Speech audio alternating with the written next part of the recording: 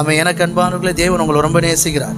கரங்களை தட்டி நல்ல நல்ல நல்ல நீங்கள் இன்றைக்கி எவ்வளோ பெரிய பிரச்சனையில் இருந்தாலும் சரி, நான் சொல்கிறேன், எவ்வளோ பெரிய கவலையும் கஷ்டத்துலையும் எதிர்பார்ப்போடு இருந்தாலும் சரி, என்னடா ஆண்டவர் ஒன்றுமே செய்யலைன்னா, உங்களுக்கு செய்யாமல் அவர் யாருக்கு செய்ய மாட்டார். ஆமென். நீங்கள் அவருடைய பிள்ளை. ஆமென். இந்த உலகத்தில் எவ்வளோ பேர் இருக்கும்போது நீங்கள் அவரை நம்பி வாழ்கிறீங்க.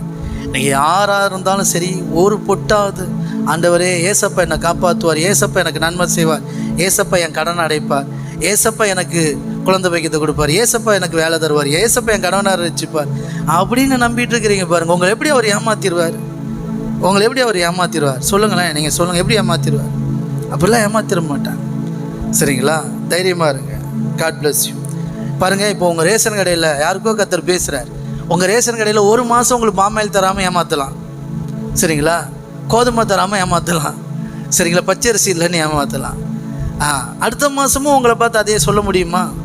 அவனே சொல்லுவான், சார் போன மாதமே அவங்களுக்கு கொடுக்கல, இந்த மாதம் அவங்களுக்கு எப்படியா கொடுத்து விட்றணும் அப்படிம்பாங்க. சார் இருக்கிறீங்களா சிஸ்டர்?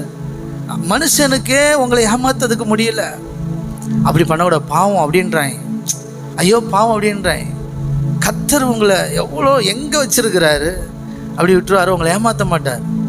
ஆமென். நீங்கள் அவரை நம்பி இருக்கிறீங்க. இந்த காரியத்தில் கர்த்தர் என்னை ரட்சிப்பார், இந்த காரியத்தில் கர்த்தர் என்னை விடுவிப்பார்னு எந்த காரியத்திலலாம் கர்த்தரை நம்பி எதிர்பார்த்துட்டு இருக்கிறீங்களோ அதிலெல்லாம் கர்த்தர் உங்களுக்கு ஜெயத்தை தருவார். கரங்களை தட்டி ஓகே சொல்லுங்கள்.